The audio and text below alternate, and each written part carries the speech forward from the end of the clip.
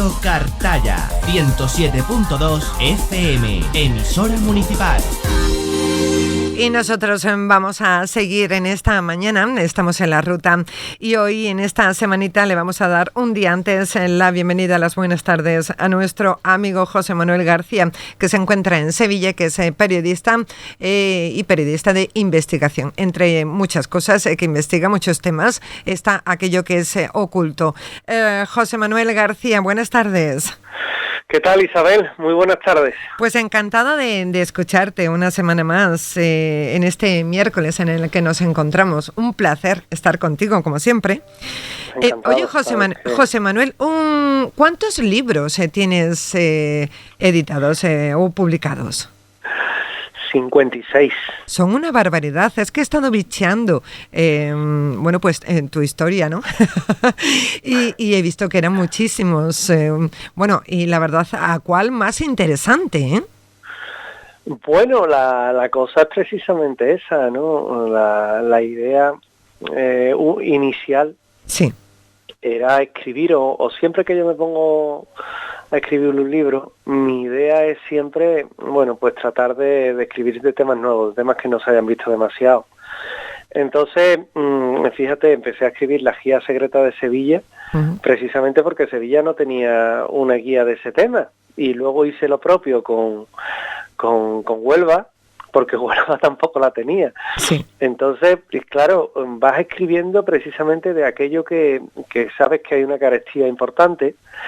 Y a mí particularmente, pues me sirve sobre todo porque conozco a muchas otras regiones que de otra forma a lo mejor no hubiera tenido esa posibilidad. Y por otra parte, pues ese sabor de boca que te deja tan grato, el saber que estás escribiendo de tu tierra, ¿no? Considerándome, pues ante todo andaluz. Qué bonito. Y que merece la pena, evidentemente, escribir de nuestra Andalucía. Si te vas a otras zonas de España, vas a ver que hay, que hay multitud de todo lo que son libros sí. escritos sobre este particular, ¿no? Escritos sobre sus respectivas tierras. Sí. Pero cuando precisamente estás y te vienes aquí a Andalucía y dices, oye, pues voy a ver qué hay de interesante, o si hay algún tipo de libro que hable de mi tierra, ¿no? Te encuentras que no hay nada. Entonces, claro, a mí eso es principalmente lo que me motivó a comenzar a escribir. Luego lo que pasa es que, claro, si eres un tanto inquieto, sí. cosa que a mí me suele ocurrir bastante, pues lo que ya vas planteando son nuevas cosas, ¿no? Escribes el primer libro y tras ese primer libro pues le sigue otro más y otro más. Vas viendo de qué puedes escribir, qué falta, qué no falta, qué hay, qué no hay. Sí. Y al final, al final se convierte casi en una carrera de fondo, ¿no? Una carrera de fondo sí. Donde el protagonista no tratas de ser tú. Pero además son libros que lleva detrás muchísima investigación y conocer mucho el terreno, que lleva mucho trabajo, ¿eh? Sí, básicamente es mucho trabajo el que se desarrolla en un libro. Claro. A la hora de escribirlo, fíjate, a mí me cuesta menos trabajo el escribirlo sí. que el implicarme en la tarea de investigación, ¿no? Siempre se ha pensado lo contrario, que realmente uno donde tarda es en documentarse y el escribirlo también te lleva a lo tuyo. Pero no, en mi caso la tarea de documentación y la tarea de escritura las suelo llevar casi a la par. Sí. De forma que que cuando me di cuenta prácticamente tengo acabado el libro, que es lo importante. Y también sí. la comodidad que tengo yo siempre lo he dicho, ¿no? Me he topado en estos años con jefes que me han permitido, pues dedicar parte de mi tiempo a escribir. Claro. Eso es importante. Es muy importante. Y sabiendo de estos temas que me gustan, ¿no? Pues incluso en los periódicos donde escribo. Así es. Pues el que me digan, oye, pues escríbete algo de misterio, es decir, también les gusta este tema. Y eso, pues es una ventaja, es una comodidad que me permite tener ese tiempo tan necesario que bajo otras circunstancias pues sería difícil que lo tuviera, la verdad. Si alguna persona que nos está escuchando quiere adquirir algún libro tuyo, ¿cómo puede hacerlo, José Manuel? Bueno, pues a través de cualquier librería, porque Vale. prácticamente todos están disponibles. Ujú. Todos los libros que voy escribiendo, a Dios gracias, pues tienen mucha visibilidad en el mercado y son con editoriales que son bastante buenas, con lo cual uno, bueno, pues yo la verdad es que me quedo bastante contento, ¿sabes? Me quedo bastante contento de ese sentido, sabiendo que uno desde luego no va a vivir de escribir, ¿eh? Sí. El mundo del libro es tremendamente complejo. Ujú. Y bueno, uno prácticamente escribe por compartir, ¿verdad? Sí. Compartir esos conocimientos que se tienen, compartir ese tipo de historias que de otra forma a lo mejor, bueno, pues es difícil que se encuentre algo. O que como en mi caso, cuando un buen día dije, oye, pues voy a comprarme un libro de Huelva, de la Huelva más sobrenatural, de la Huelva más misteriosa, pues me encontré que no había nada. Ujú. Y dije, vaya, digo, bueno, pues esto habrá que solucionarlo de alguna forma. Y fue cuando me puse en este sentido pues manos a la obra, ¿verdad? Qué Es bien. importante, todo esto es muy importante. Y que, pues sí, muy importante y nosotros somos afortunados por tener esos libros. Bueno, José Manuel, hoy vamos a hablar de un tema muy apasionante, creo que da para muchísimo, que es el sudario de Turín o la sábana santa, ¿no? Efectivamente, el sudario de Turín o la sábana santa, que como su nombre indica, pues nos vamos a encontrar en la ciudad italiana de Turín, Uh-huh. al norte, en todo lo que es la región del Piamonte. Y allí en Turín, pues hay un hecho, hay un detalle que debe llamarnos la atención sobre todo. Y es un sudario, cuando uno entra allí, bueno, pues se encuentra algo que es realmente sobrecogedor. Se trata de un lienzo que muestra por su cara frontal y dorsal Uh-huh. a un hombre que ha sufrido la misma pasión, en este caso que el propio Jesús de Nazaret. Ha sufrido el mismo martirio y tiene las mismas huellas. Es decir, es una persona que se muestra aparentemente tumbado, echado en lo que podríamos definir esa sábana como una especie de sudario. Y lo curioso de todo ello es que presenta una estatura que es coincidente con la que habría tenido el mismísimo Jesús de Nazaret, es decir, presenta una estatura bastante correcta con lo que son los datos que actualmente tenemos en todo lo que implica el conocimiento de Jesús de Nazaret, hasta donde hemos podido llegar, hasta donde hemos podido investigar, evidentemente, pues toda su vida, ¿verdad? Sí. Luego tenemos, y nos encontramos también que esa persona, sea el que fuere el cuerpo de la sábana santa, pues ha sufrido también el mismo martirio. Es decir, está crucificado, está clavado por las palmas de las manos. Todo esto aporta datos muy interesantes porque, claro, habitualmente, fíjate, el detalle iconográfico que nos podemos encontrar en muchas ocasiones dentro de nuestra Semana Santa es indudablemente pues a ese Jesús de Nazaret clavado ¿por dónde? Pues clavado por las palmas de las manos, ¿verdad? Uh-huh.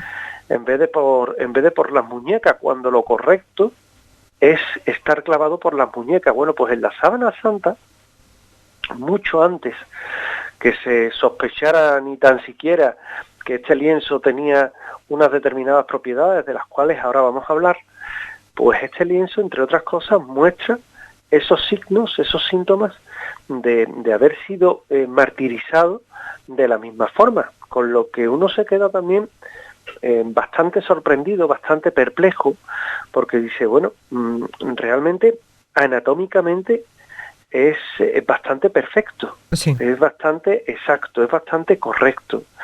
Pero claro, ¿quién en aquella época podía determinar algo así? ¿Quién en la época tenía esa capacidad? ¿Quién sabía ese detalle, verdad? Si no es un anatomista importante, y pese a ello tampoco creo yo que un anatomista estuviera al tanto de determinadas características, sobre todo en la época. Sí. También lo que nos vamos a encontrar es algo muy importante, que son marcas de un incendio, que son las marcas triangulares que se encuentran a ambos lados de lo que es el propio cuerpo de Jesús de Nazaret, para aquellos a los que representa o los que creen que realmente se trata de Jesús de Nazaret, o para lo que es el cuerpo del hombre de la sábana santa.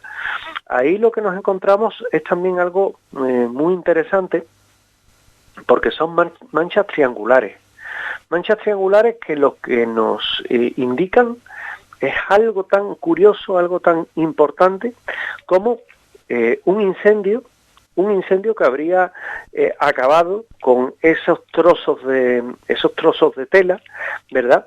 Sí. Y que fue un incendio que sufre en la ciudad de Chamberí. Y fíjate qué curioso, porque ese incendio de Chamberí pues es el que hace que posteriormente las clarisas del Lirey se encarguen de surcir, de ir poco a poco tratando de solucionar pues ese grave problema que ha tenido evidentemente la Sábana Santa, y que ha tenido como consecuencia el casi perder el lienzo. Imagínate la importancia que tiene, porque en su día era venerado como el lienzo que envolvió, que sirvió de mortaja a Jesús de Nazaret, nada más y nada menos. Con lo cual, bueno, esto se trata de algo que puede ser, perderlo puede ser una auténtica tragedia. Y como tal, bueno, pues como tal, allí pues se comenzó a hacer un remiendo, un apañito, como se suele decir, ¿verdad? En el cual las monjitas, siempre atentas en toda esta zona, pues lo que hacen es irlo cosiendo muy poquito a poco con corporales, en este caso del siglo XIII. Ahí también dentro de la sábana marcas de agua que son muy importantes, porque claro, cuando esto sale ardiendo, de alguna forma se tenía que apagar el incendio. ¿Y cómo se decide apagar el incendio? Pues como lo apagarías tú y como lo apagaría yo, vertiendo agua. Vertiendo agua directamente sobre lo que es el lienzo, y eso lo que hace, bueno, eso lo que hace es algo que también es trascendental para comprender todo lo que es la historia de la propia sábana. Eso lo que deja es unos cercos bastante curiosos, que son así como medias lunas, arcos, y esos arcos son esas marcas de agua. Bueno, pues la verdad es que el lienzo está bastante definido, está bastante, yo diría que es bastante exacto, es bastante fiel con la pasión que se nos describe de Jesús de Nazaret en ese calvario que sufrió en el monte Gólgota, pero claro, se ha venerado durante todo este tiempo en olor de devoción y de fe en Turín. Pero, sí. ¿Qué dice la ciencia? Porque la ciencia tendrá algo que decir en todo esto. Supongo que un grupo de expertos la habrán estudiado, ¿no? Hablando de la ciencia, ¿no? Sí, se estudió, y de hecho, bueno, pues es muy curioso, porque ese estudio derivó en una prueba de carbono 14. Claro. La prueba de carbono 14, que es vital en todo esto, y bueno, imagínate hacerle esa prueba, determinar la edad mediante ese isótopo, ¿verdad? Sí. Y determinó que la Sábana Santa era de entre el siglo aproximadamente XIII y siglo XIV, entre 1260 y 1390. Claro, ¿eso qué indica? Pues que la Sábana Santa no era del siglo I, sino que era de un siglo posterior. Sí. Pero se sospechaba que algo había fallado. Se sospechaba que algo muy raro había tenido que ocurrir, porque aquello no era muy normal. Aquello no era todo lo exacto que cabía de esperarse. Y hay un momento en el que se decide tirar por otras vías. ¿Y cuáles son esas otras vías? Bueno, pues esas otras vías iban a ser importantes, porque hay otras marcas o hay otras pruebas que pueden determinar que el lienzo es real. ¿Y cómo se demuestra eso? Que puede ser aparentemente tan complicado, ¿verdad? Bueno, pues de una manera en la que se va a analizar, por ejemplo, el polen que hay contenido en la Sábana Santa. Sí. Y que es muy importante y que es muy determinante.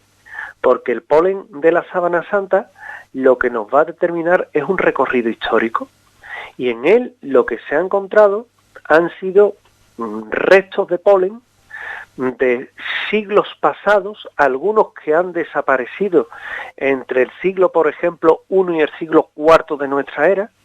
Es decir, son plantas que en el año 1260, 1390, pues no ha aparecido, no aparecen porque, entre otras cosas, ya en ese momento estaban extintos, pero sin embargo, ese polen lo podemos encontrar en este mismo lienzo datado por el carbono 14 en esa fecha, con lo cual algo indica que puede ir mal, algo indica que realmente, bueno, algo ha fallado y que realmente ese lienzo pudiera ser más antiguo. Pero bueno, el lienzo, ¿qué recoge? El lienzo, ¿qué trayectoria, qué recorrido hace como para que nosotros pensemos que hay un error? Bueno, pues recorre toda la zona de Jerusalén se va y recoge plantas de Urfa, de Edesa, luego de Turquía, luego de Atenas, luego de Francia y luego de Italia. Sí. Claro, la siguiente pregunta es, ¿realmente ese fue el recorrido que hizo la Sábana Santa? Eso es muy difícil también de saber, ¿no? De conocer ese recorrido, ¿no? Bueno, tenemos algo que es importante y que en todo esto lo que nos dice es que la Sábana Santa realmente recorre, pues lo primero que sabemos es que cuando se crucifica al cuerpo que contiene la Sábana Santa, pues era una persona que estaba muerta. De eso no hay ninguna duda. ¿Por qué lo sabemos? Por el tipo de sangre. Hay sangre, en este caso, premortem, y hay sangre que es postmortem. Claro. Y esa sangre es la que tenemos en el sudario. Por lo tanto, sabemos que está muerta. La persona ha muerto. Si ha muerto, tenemos que tener un dato también importante. Un dato importante, que ¿cuál es? Bueno, pues lo primero es que nunca pudo haber estado en manos de un seguidor hebreo, porque los hebreos, entre otras cosas, tienen la, bueno, vamos a llamarle, tienen la prohibición por religión de tocar algo que haya estado en contacto con un difunto. Claro, ¿eso a dónde nos lleva? Pues que de alguna forma esta persona no ha tenido o no ha querido o no ha podido, por esas razones de fe, tenerlo. Por tanto, el sudario en manos de quien pudo haber estado, de un seguidor griego. Un seguidor griego que cuando llega la invasión de Jerusalén por parte del general Tito, que además arrasa con la ciudad, se la lleva a la zona de Urfa, a la zona de Edesa. Y en Edesa, allí se sabe, se tiene constancia histórica, que un señor que era el rey Adgar V, aquejado de lepra, tenía la convicción que si se envolvía en la sábana, que si él se envolvía en ella, iba a quedar sanado de la lepra. ¿Qué hizo? Pues efectivamente lo probó. ¿Y qué pasó? Pues que al día siguiente aquel hombre se levantó sin ninguna marca, sin ninguna cicatriz de haber sufrido esa enfermedad que, dicho sea de paso, era una enfermedad exclusoria. Con lo cual se le atribuye ese milagro. Y se sabe que la tuvo en Edesa, en Urfa, hoy en la zona de todo lo que es Turquía, pues esa persona, ese rey, la tiene durante este tiempo. Y lo más curioso de todo ello, lo más curioso con lo que nos tenemos que quedar, es con algo muy importante, evidentemente. Y no es ni más ni menos que posteriormente se sabe que ante el empuje de las tropas romanas, esta pieza, este lienzo, pasa directamente a manos de Roma. Sabes que el imperio, bueno, de Roma no tanto, sino del imperio romano de Oriente, porque Santa Elena, la madre de Constantino el Grande, era una persona que era ávida a la hora de coleccionar todo lo que eran bueno, pues objetos que pudieran haber estado en contacto con el propio Jesús de Nazaret. Y debido a ello, esa sábana se sabe que pasa de Urfa, nada más y nada menos que a Estambul, a Constantinopla, la capital por aquel entonces del Imperio Romano de Oriente, y allí permanece hasta que llegan los cruzados en el año 1204 y la roban. Ya sabemos que los cruzados en nombre de la fe hicieron muchas cosas, y una de ellas, era que les gustaba coleccionar reliquias, ¿no? Entonces la robaron y se la llevaron, en este caso, fuera de allí. Se la llevaron directamente a Atenas, que era donde tenía una de sus plazas fuertes, en Atenas. Y en Atenas, en Atenas estuvo aproximadamente siglo y medio, según tenemos constancia. Durante siglo y medio permanece allí, permanece en este punto, que también era un enclave cruzado, es decir, era y pertenecía a la hermandad de los templarios, y durante esos 150 años permanece en este lugar hasta que pasa a Francia de la mano de Godofredo de Charny, que fue precisamente uno de los participantes en aquella cruzada, y Godofredo de Charny es el que ya aparece en Lirey, en la casa solariega, es decir, la casa de escudo de armas de este personaje, y ya es cuando comienza la historia moderna que sabemos que lleva de Lirey a Chamberí. Ahí pasa a ser propiedad de la Casa de Saboya, y como propiedad de la Casa de Saboya pasa posteriormente a ¿qué? Pasa por un brote de una epidemia de peste que hubo en Milán.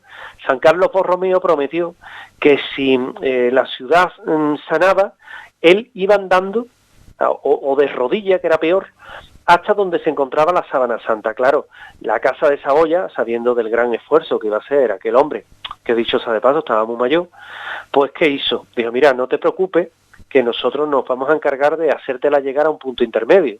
Y se la llevan, en este caso, a Turín, que es donde la Sábana Santa ya permanece durante todo ese tiempo, y donde la Sábana Santa podemos decir que se ha venerado históricamente desde aquella época. Con lo cual, ese es el recorrido histórico, pero es que la Sábana Santa tiene mucho más.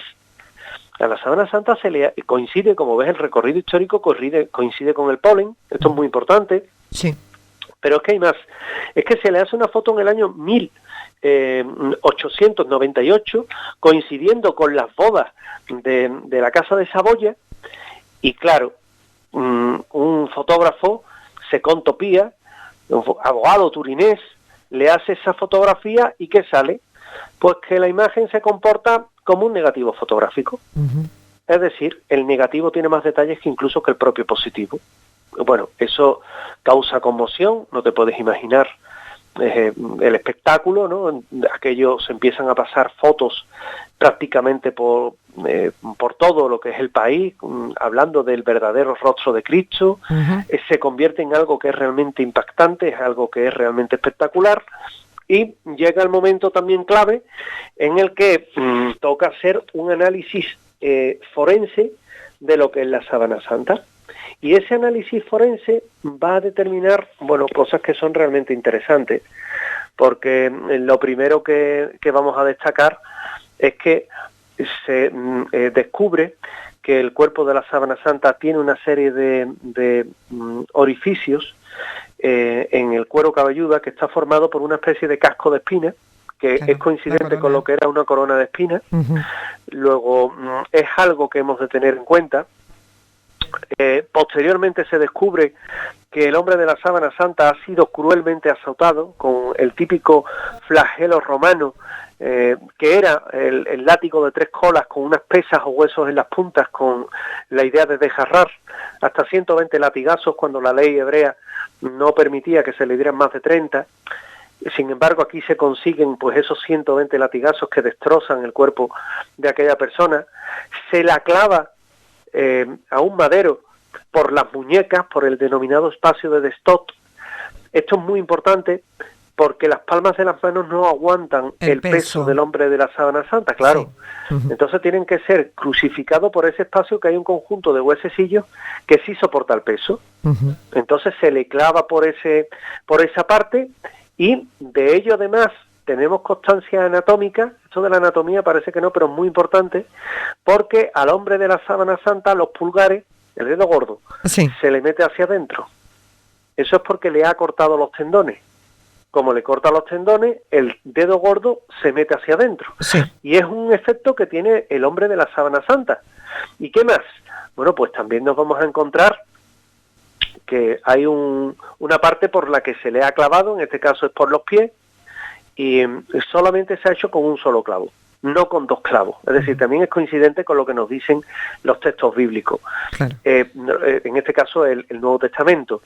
Pero además, fíjate que se habla que Jesús de Nazaret fue lanceado, y el hombre de la sábana santa tiene una herida provocada por una lanza que le entra por el 5º, 6º espacio intercostal, le atraviesa el pulmón, corazón y le sale un poco por la espalda.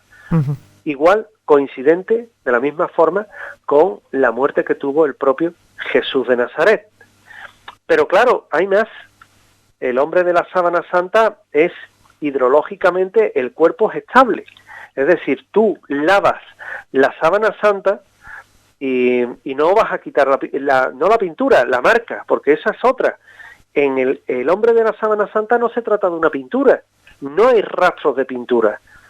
Se ha dicho mucho que tenía rastros de pigmento de ocre. Bueno, pues yo, como no suelo huir de este tipo de polémica, diré que la cantidad de pigmento de ocre que se encontró en la sábana santa, y que los más escépticos atribuían a pintura de ocre, pues es de 0,000014.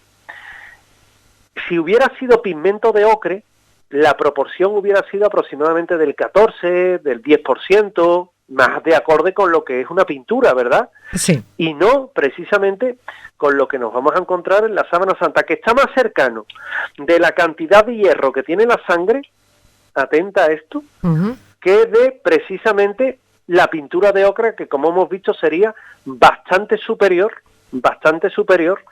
a lo que nos podemos imaginar de una pintura, con lo cual eso también queda descartado. Además es químicamente estable. Es decir, si tú la atacas con un ácido, el ácido no la va a atacar, no va a borrar la imagen, porque la imagen es como una quemadura. Es hidrológicamente estable, como he dicho, es térmicamente estable. Si le metes fuego, arde, lógicamente. Además, se comporta como un negativo fotográfico, tiene información tridimensional.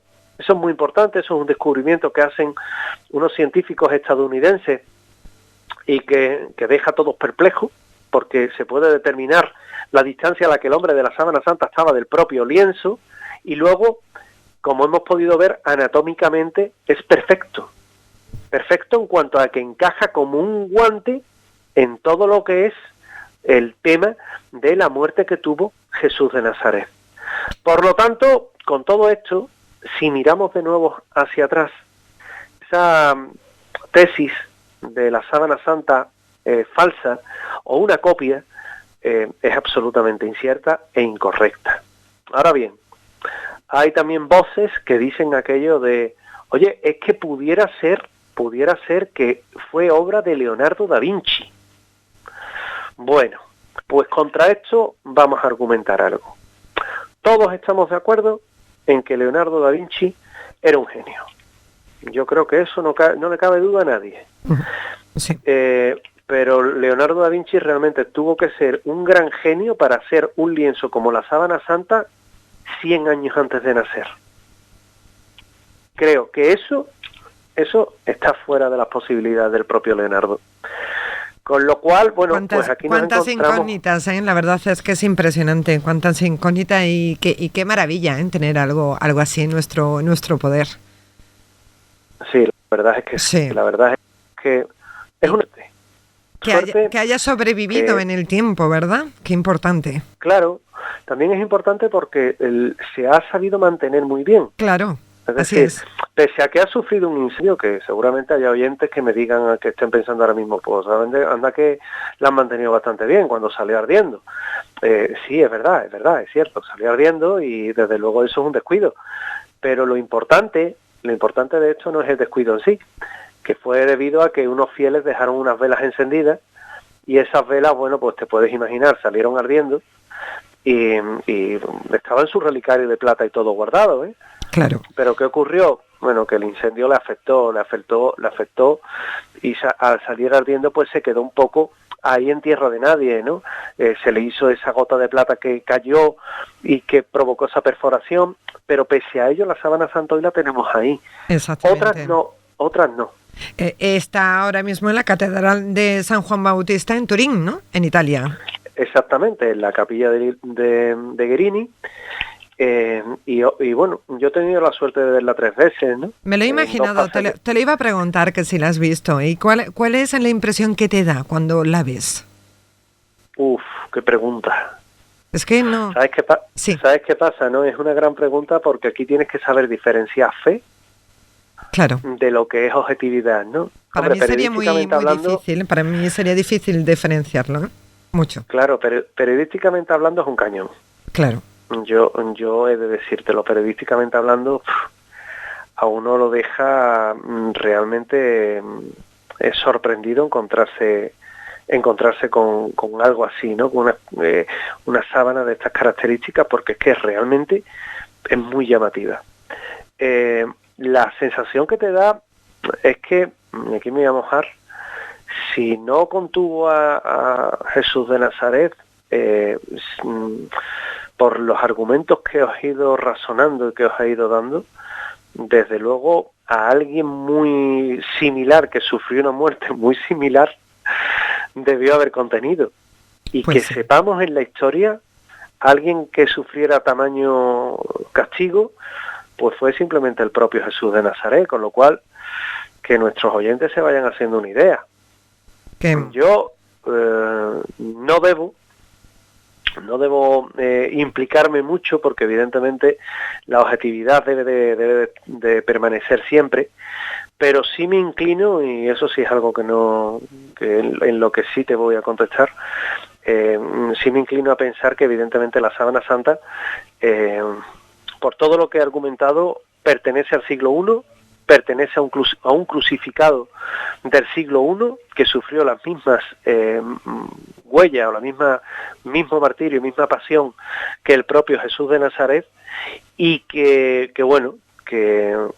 nuestros oyentes vayan hilando, porque si perteneció a una persona del siglo I que sufrió el mismo martirio y de aquella época solo tenemos constancia de una persona, pues he dejado bastante reducidas las posibilidades. Maravilloso tema el que hemos tratado hoy, quedaría para muchísimo más. También has mencionado a los caballeros templarios, que bueno, a mí me parece apasionante ese tema, ¿eh? Sí, además los tenéis en Huelva. Sí. En Huelva estuvieron, y en Huelva, bueno, pues hay que decir que estuvieron muy de cerca, dejaron constancia de su presencia precisamente en muchos puntos de la provincia. Sí. Y si quieres, la próxima semana podemos hablar precisamente de la Hermandad del Temple, de los Caballeros Templarios, un tema que es muy largo, muy denso, y que se podría hacer algo bastante interesante en tanto en cuanto, bueno, pues no fueron un mito. Estuvieron aquí, estuvieron en Andalucía, estuvieron en Sevilla, estuvieron por supuesto en Huelva. En Huelva hay mucho vestigio de lo que fue su paso por allí. Sí. Y si quieres puede ser el recorrido perfecto. Perfecto. Y otro tema que también me gustaría mucho que algún día habláramos es del Padre Pío. El Padre Pío me parece que fue un hombre maravilloso y que sufrió muchísimo. Y bueno, me parece una historia preciosa la del Padre Pío. Creo que hay muchas personas que no conocen esa historia y que están... Sobre todo, sí, sufrió la incomprensión. Muchísimo. La totalmente, incomprensión de su tiempo, la incomprensión de los estamentos de la Iglesia, que no siempre se portaron bien con él, no, ni mucho menos, y que bueno, que es justo un poco hacer o por lo menos es justo que se pueda restituir un poco mejor o dar a conocer un poco mejor la historia del Padre Pío, que hizo milagros, sufrió los estigmas. Lo dio todo por los demás, lo dio absolutamente todo por los demás. Claro, tiene una cantidad de historias a su alrededor impresionante, que deben dejarnos con esa, bueno, pues esa sensación que escondía realmente a un santo. Así es. Porque lo fue, según su historia, lo fue. Pero totalmente. Ya la contaremos otro día, José Manuel. Ha sido un placer, como siempre, hablar contigo. Que pases un buen resto de semana, de lo que nos queda. Compañera, muchísimas gracias igualmente, y la semana que viene hablamos de templario. Por supuesto, muchísimas gracias. Adiós. Un beso. Gracias. Gracias. Radio Cartaya, 107.2 FM, emisora municipal.